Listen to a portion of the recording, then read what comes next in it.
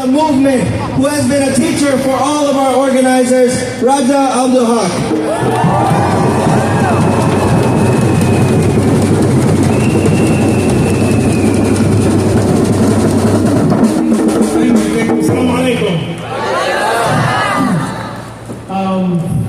Being here a year after the genocide in Gaza is an eye-opening for many reasons.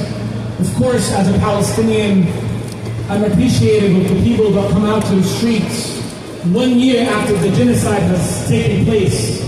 As an organizer who in the past used to do rallies and protests, I was never doing this amazing job like these organizers of bringing so much more people than I was able to bring in the past. But what is more important to me today, 1 year after the genocide, is that Gaza is alive, and the values and the ethics and the principles of Gaza are alive in the heart of the beast.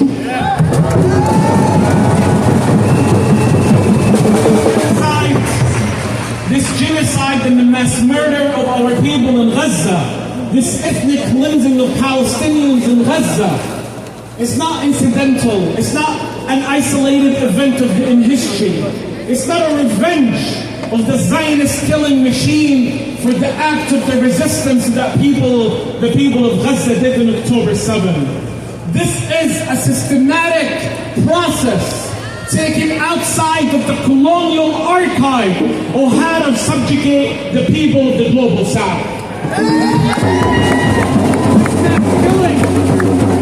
This mass killing, this destruction, this elimination of everything that lives in Gaza, anything that breathes, anything that walks, is a systematic process to eliminate the spirit of resistance. Whereas people like to make Netanyahu the face of evil, he's only one person of the whole machine that is behind him. A colonial imperialist machine that has been committing genocide against our people since 1492.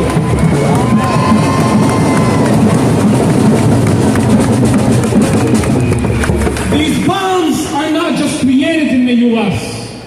These airplanes are not just created in the U.S. The strategies and the tactics of where and when and what to throw at our people is organized and planned and studied in the U.S. and the rest of European powers. The European archive that existed in India and in Africa and in Latin America and in Asia, all of that has been kept and studied by the Zionist movement to repeat it exactly in Gaza and in Palestine. 1492 and Western colonial powers have been inventing means and ways to massacre our people, to force them to surrender to their way of life, to force them to see European enlightenment as the only way for them to survive.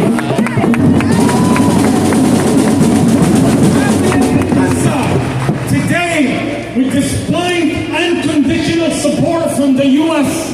and from the rest of the colonial powers, it's not just a war between a settler colonial project and indigenous people of that land. This is a war between evil ideologies and good in the global South.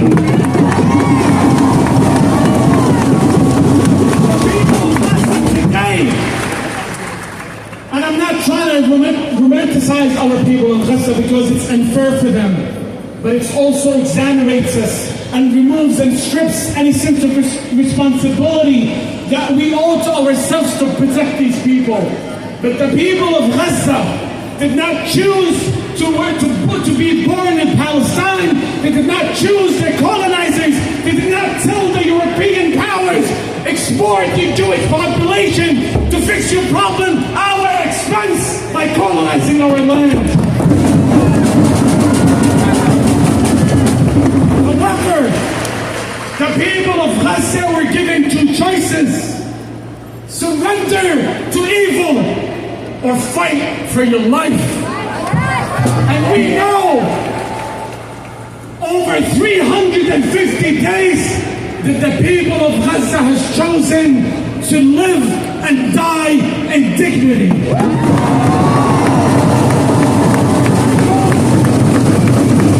People of Gaza know that the cost of surrendering is much worse than the cost of fighting back.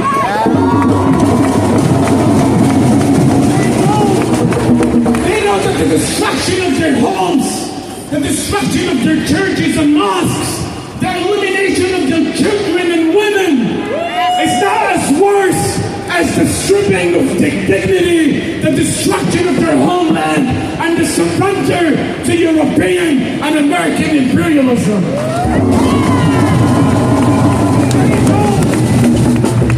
They know that Israel is a temporary problem in our area. They know that if they surrender now, their problem will last forever. However, if they fight now, they will seek freedom in the next generation.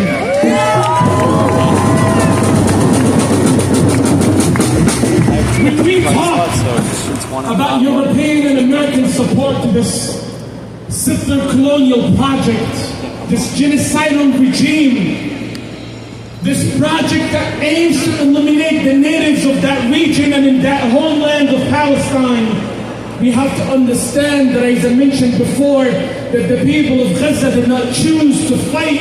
They had no option but to fight. But they're not only fighting Israeli occupation, Israeli colonialism, and Israeli oppression. They are fighting world greed.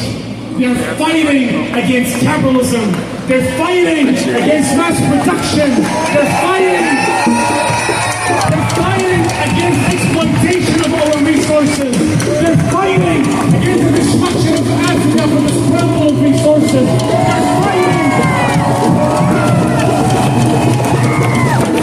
for the exploitation of cheap labor. They're fighting for every ounce of dignity that we're losing as a humanity.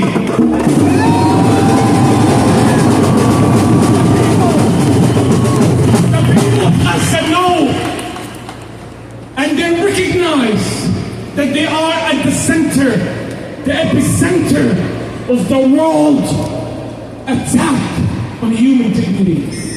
What we are facing and what we are witnessing today in the goals of globalization, of cultural imperialism, in the ideas that the rest of the world must follow the leader of the world, so-called leader of the world, the US, by all means necessary.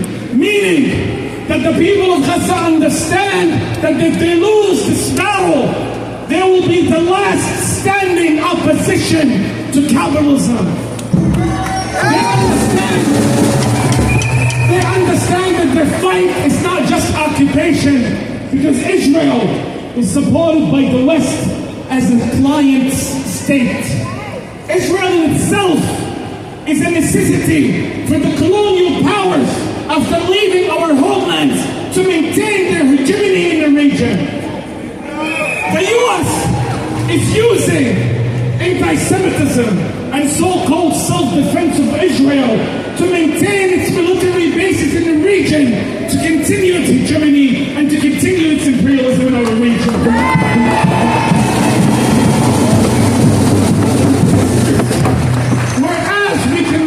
And we can talk about the struggle as a political struggle, which it is.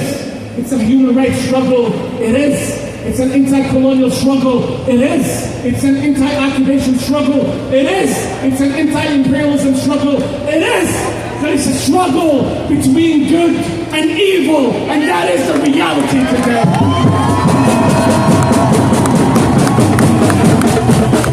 And I want to remind you that the people of Gaza know this very clearly. The shrewdness that they have in understanding the struggle is unmatched. The idea is that little children and elders and women go to the streets, and when they see their loved one dead, they say this is for the sake of Palestine. This is for the sake of God. This is for the sake of the struggle.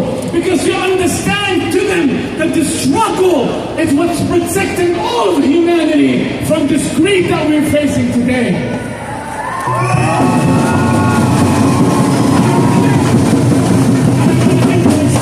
Netanyahu has made it clear since day one that this is not just a fight against Hamas and resistance. He bluntly said that I'm going to be repeating what the so-called allies did in Japan and Germany, which is the so-called de-radicalization and cultural change in the region. And this reminds us of the 19th century ethos of colonialism and imperialism and racism and Orientalism, that brown people need to be civilized and the white man has to solve our problem against our will. And the people have to know this very well, and this is why they're risking everything for the sake of humanity. So I want to tell you and tell myself that we're not here to only stand up with Gaza. Gaza is fighting our battle. We have to fight our own battle to disrupt the empire and stop and force the empire from continuing the genocide of Gaza, from continuing to fight against human dignity in order for the capitalist system to succeed at the cost of human dignity. And thank you so much.